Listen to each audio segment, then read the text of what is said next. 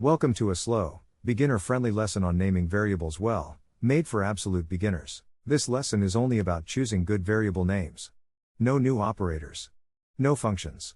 Just clarity. When you write a line of code, you know what each variable means. But code is read far more often than it is written. A month from now, you will return to this file and your earlier self will be a stranger.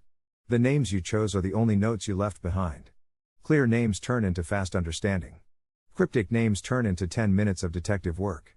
So we name for the reader, and the first reader is always future you. Name for the reader. Here is a small program that is perfectly legal and perfectly mysterious. 3 variables, x, y, and z. The computer is perfectly happy, because it just computed them. But a human reading this has no idea. Is x an age, a temperature, a count of eggs? We have no clue. Legal code that no one understands is bad code. The names failed the reader. Legal but mysterious. Think of a variable name as a sign on a door. When the sign says storage room, you know what is inside before you open it. When the sign says X, you have to look. Good names work like good signs. They tell the reader what is behind the name, at a glance, with no detective work. A sign on the door. Now the same logic, with honest names. User age.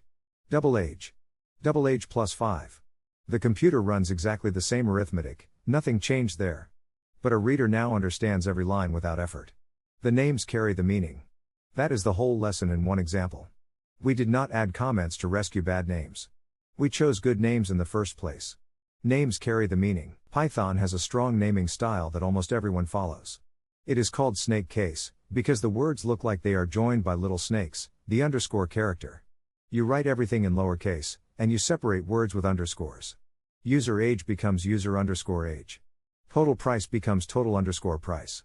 It looks calm and even, and once your eye is trained, you recognize it instantly as Python. Following the style is a habit of the community. Lowercase, joined by underscores. Here are several names in snake case. User underscore name. Total underscore price. Is underscore logged underscore in. File underscore count. Notice the pattern. Every word is lowercase. Every word boundary is an underscore. Nothing is capitalized, and there are no spaces, because Python does not allow spaces inside a name. Once you see the pattern a few times, it starts to look like home. See the pattern. Here is the first hard rule. A name must start with a letter or an underscore. It cannot start with a digit. User age is fine. Underscore user count is fine. Age 2 is fine, because the digit comes after letters. But 2 user, starting with the digit 2, is not a name at all. Python will refuse and raise an error. After the first character, letters, digits, and underscores are all welcome. Only the very first position has this restriction. Letters or underscore first. A value without a good name is almost anonymous. It exists, but nobody knows why. Giving a value a clear name is how you take responsibility for it. You are saying, this value matters, and here is what it is for. That small act of naming is most of writing readable code. Named, not anonymous. Now a trap that catches every beginner. Python treats uppercase and lowercase as different letters. So age, capital AGE, and all caps AGE are 3 completely separate variables. They look almost identical to a human, but to Python they are as different as apple and orange. This is why the snake case style uses only lowercase. It removes a whole class of mistakes. When every name is lowercase, you never wonder whether you meant age or capital H. Lowercase removes mistakes. Compare 2 ways of naming the same values. On top, D and N. Short, yes, but meaningless. Below, days and full name. Same lengths of data, completely different reading experience.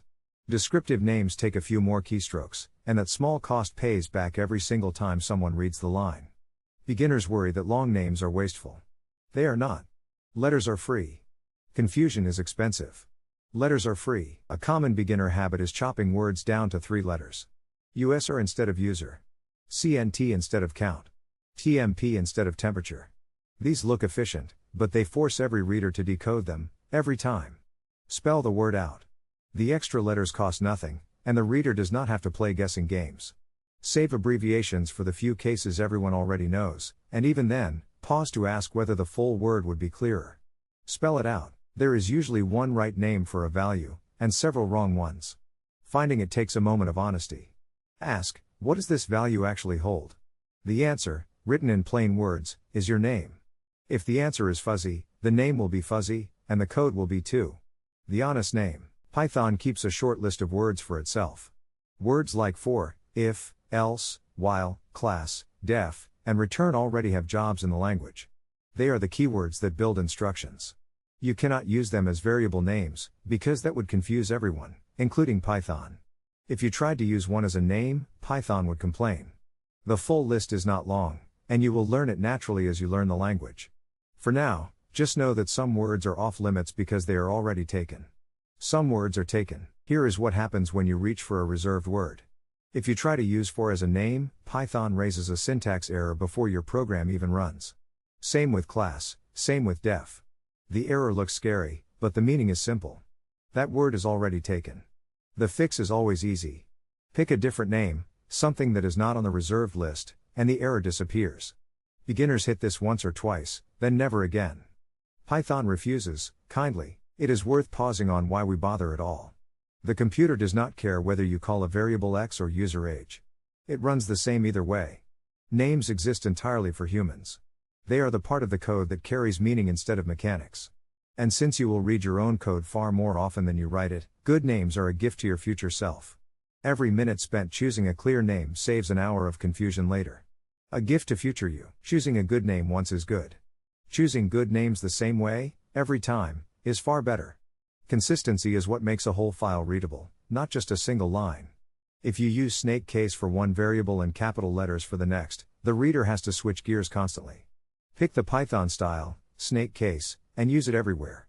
Once the whole program follows one shape, your eye can scan it quickly. Consistency is a quiet form of kindness to the reader. One style, everywhere. Each variable in your program has its own identity, set by its name. Two values can hold the same number but mean completely different things. A clear name gives each value its own fingerprint, so you never confuse the price of a coffee with the count of coffees.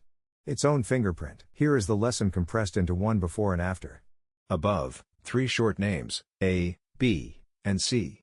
The arithmetic is correct, but the meaning is invisible. Is it a bill, a recipe, a physics formula? Below, the same numbers with honest names. Subtotal, tax rate, total. Suddenly the whole story is obvious. We are computing a bill with tax. Nothing changed in the math. Everything changed in the clarity. That is the power of names.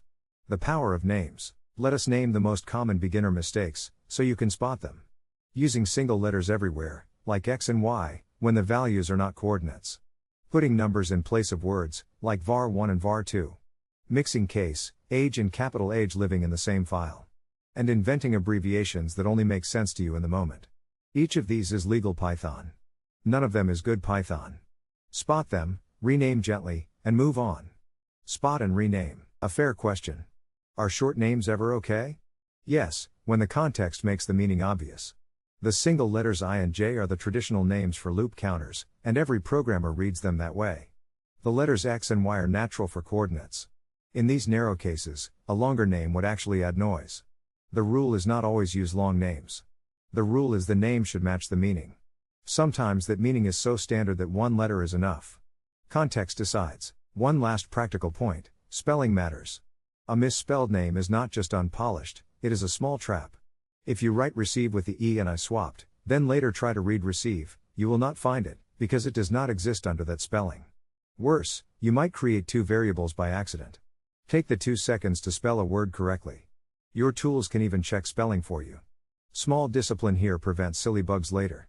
2 seconds of care. Names live in the same space together, so each one has to earn its place. When every name is distinct and honest, the whole program reads like a clean sentence. That uniqueness is what lets you return to old code months later and still understand it at a glance. Each name earns its place. Let us gather the whole lesson. Python's naming style is snake case, all lowercase with underscores between words. A name must start with a letter or an underscore, never a digit. Uppercase and lowercase are different, which is why we stick to lowercase. Some words are reserved by Python and cannot be used as names. And through all of it, the guiding star is clarity. A clear name beats a clever one, every single time. Hold those 5 ideas and you have the lesson. 5 ideas, held together, the takeaway in one breath. Names are for the reader, not the computer. Choose snake case, stay consistent, and prefer descriptive over short. When in doubt, ask yourself what this value actually holds, and write that answer as the name. In the next lesson, we step from names to the values themselves, and ask what a type actually is. Take a breath. You just finished another brick. Another brick, placed. Thanks for watching. Next, what are types?